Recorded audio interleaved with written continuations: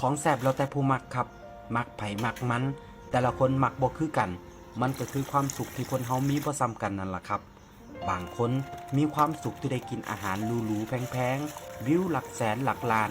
แต่บางคนแค่ได้กินข้าวฝีมืออีพ่ออีแม่ได้กินข้าวน้ำทงน้ำนาแนวกินเก่าๆที่อีพ่ออีแม่พากินมันก็สุขใจแล้วครับ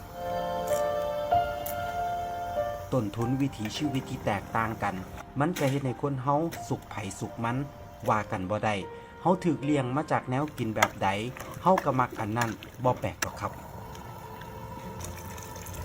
บ่แปลกที่แนวกินบ้านเฮาสิซ่อนความทรงจำความผูกพันไว้ในนั้นกินไปคิดฮอดบ้านไปคิดพอสมัยแต่กี้แต่ก่อนคิดฮอดตอนออกไปหามาอยากมากินเฮาเคยผูกพันกับแนวกินอันใดไปอยู่ไกลบ่ได้กินคือเก่าเฮาก็อยากหวนคืนกลับมากินมันอีกแนวกินหลายอย่างมันกลายเป็นภาพแทนของไทยบ้านเฮาเลยก็ว่าได้ครับแค่เห็นข้าวเหนียวส้มตำลาบก้อยข้างทางหรือแนวกินอีสานบ้านเฮาอยู่ต่างถิ่นเฮาก็คิดฮอดบ้านแล้วแต่เสื้อ